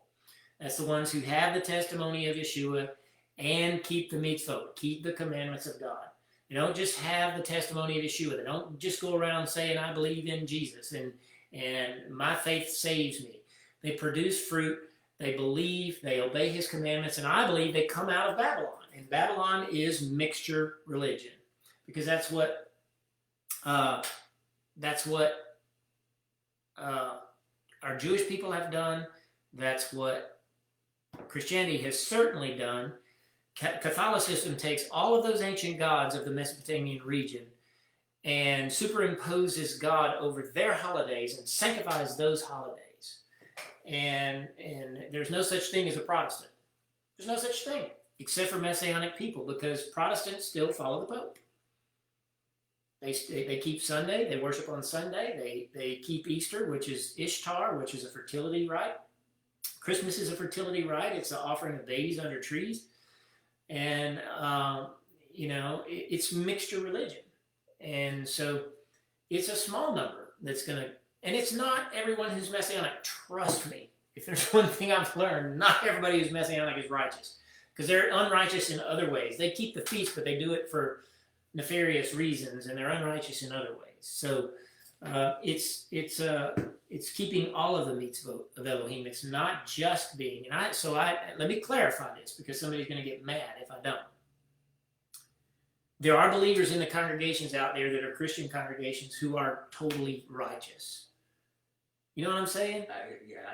They are wonderful people. They have been deceived, but I believe he's calling them out right now. I believe that's what's happening right now. And I'm seeing it in people from my past that don't know much about who I am, that are digging for truth and seeing the error, When you say calling them out, what's that a picture? Calling them to where? To what? What? Out of Babylon, out of mixture religion. So what is Babylon? Babylon is a religion of the state.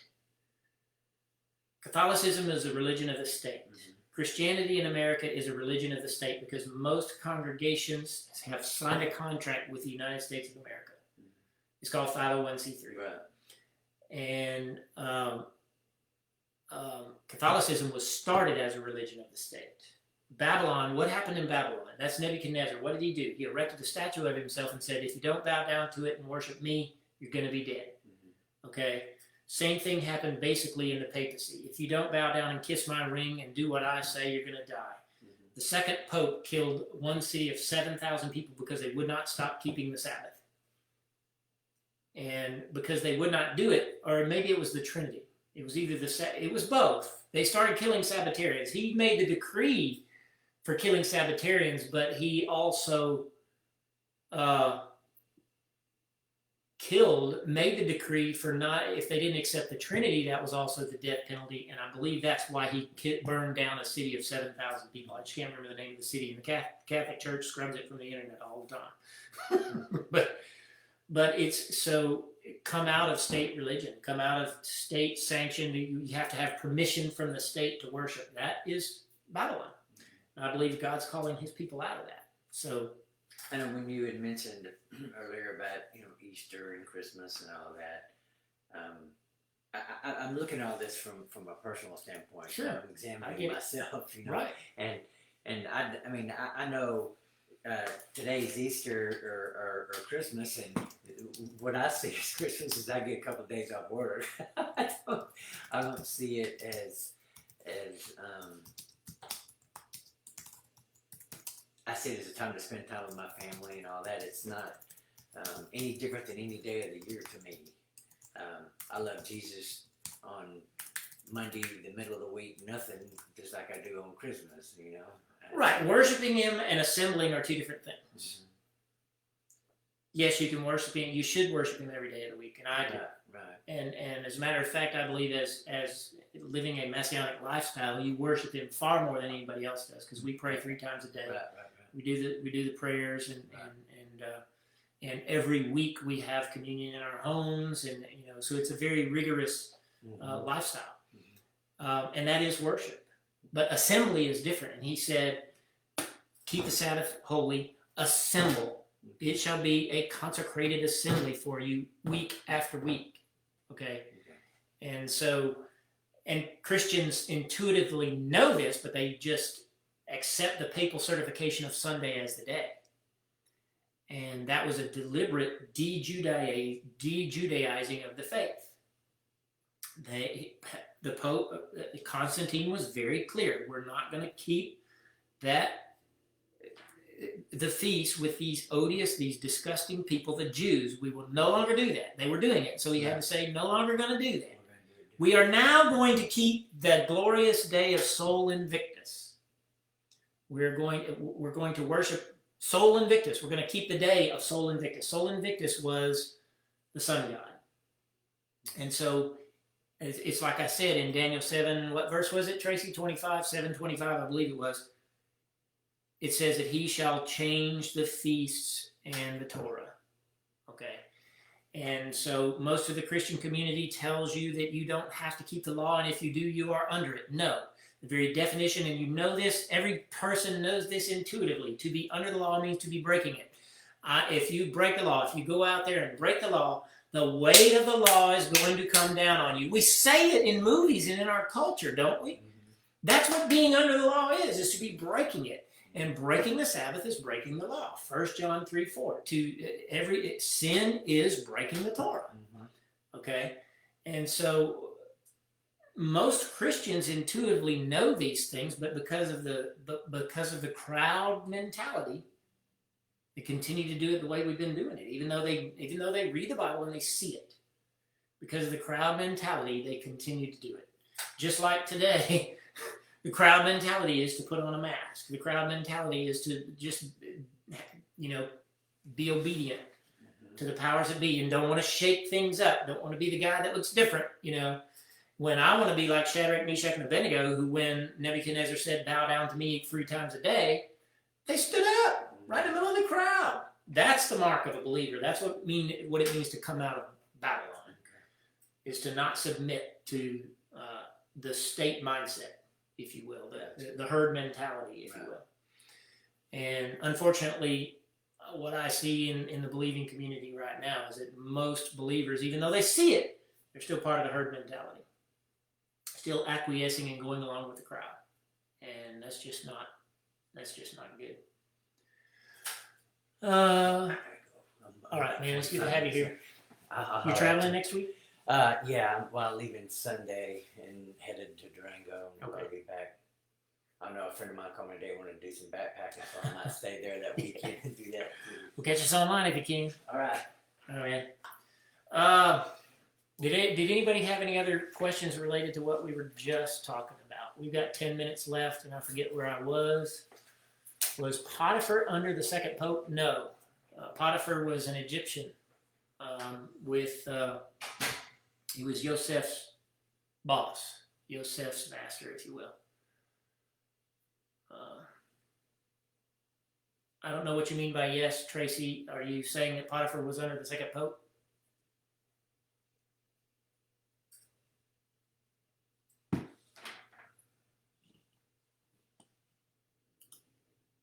Yeah, I believe it is too. And there's a lot of Messianic congregations out there that are 501c3, and that's why I would I didn't choose to be different from Messianic congregations. I just could not agree to signing a contract with the state and submitting to the state and subjecting our doctrine to the state. And whether you like it or not, they have the power over those Messianic congregations. They haven't enforced it yet, but they will.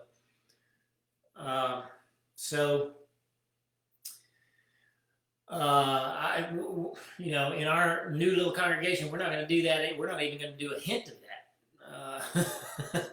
I've been in prayer about that, and I've finally figured out what we're going to do. So, because we're not going to in any way be attached to the state. Okay, yeah, Daniel 7:25. Okay, we've got 10 minutes left. Let me get my mind back to where I was.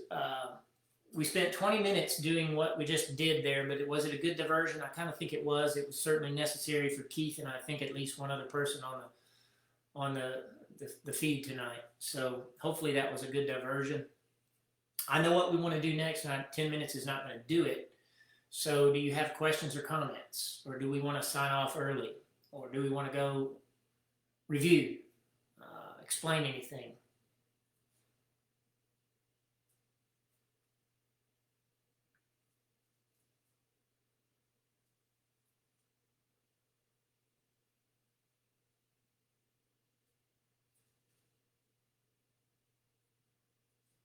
I don't know what you mean, Jeanette, the one under John. I don't know what you mean by that.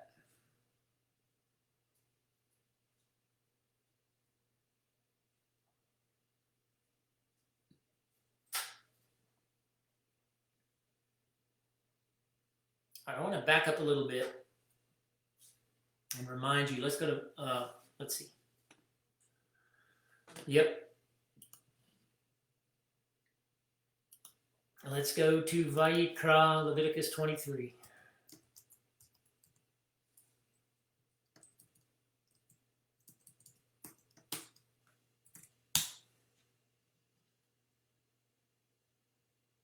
And Yahweh spoke unto Moshe, saying, Speak unto Bnei Israel, and say unto them, The Moedim of Yah, which you shall proclaim to be Mikre Kodesh. Even these are my Moedim. So you could translate that this way. And Yah spoke unto Moshe, saying, Speak unto Bnei Israel, and say unto them, The appointments of Yah, which you shall proclaim to be consecrated assemblies, even these are my Moedim. You could also say rehearsals or preparations, if you will. And so along with Colossians chapter 2, which says that the new moon and the feast, the celebrations are shadows of things to come. That's what we're doing here. They are rehearsals of things to come. You shall do no manner of work. Okay, 6 days shall work be done, but on the 7th day is a Shabbat. So each week, and hopefully you saw this when we did the prayers, when we studied the prayers, that each week is a menorah. And so if you look at that, and this is new to me, I mean, I've realized it, but I haven't, I guess, meditated on it and thought on it for long periods of time, but until recently. But each week is a menorah, and if I'm looking like that, and I want to light the light for each day, and I'm not trying to be trite about this, but you know, you have, if each branch of the menorah is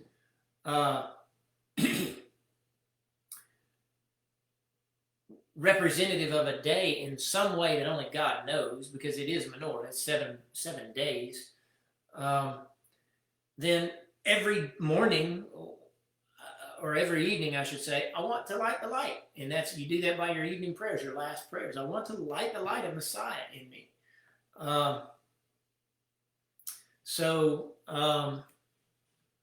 It's causing me to be a little bit more aware of what I'm doing when I'm saying my nighttime prayers and even my morning prayers, is that I'm keeping the light of Messiah alive in me. But I just wanted to point out that Shabbat itself is a moed, an appointed time. And then verse 4 starts and says, These are the moedim of Yah, even Mikre Kodesh, set apart assemblies, which you shall proclaim. Mikre, from kara, called out, assemblies. which you shall proclaim in their appointed season. In the first Chodesh, on the 14th day of the Chodesh at dusk, there's a backing up of the fact that it didn't change. God didn't decide after Moshe to have Passover on the 15th. He still said to do it on the 14th. So we got 5 minutes left. I don't want to get too much further into this. I need to make myself a note of where we're leaving off and what I want to start with next week. Any other questions or comments?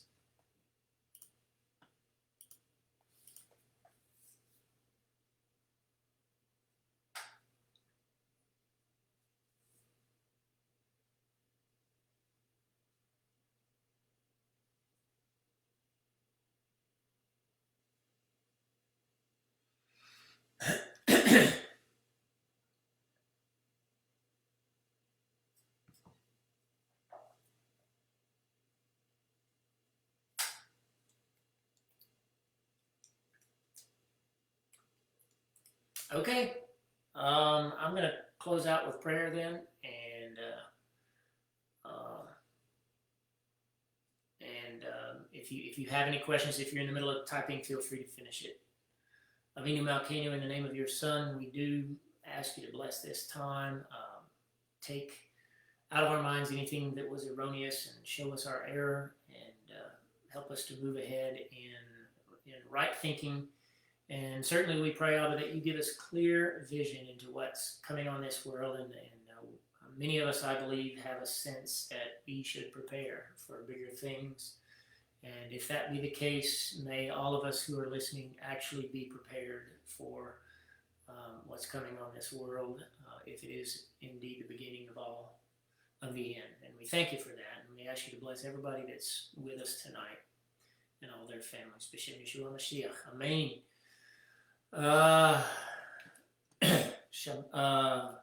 Shalom. I didn't see any questions pop up, just some blessings from my buddy. Lehitraot. I hope you enjoyed it, and we will see you next week.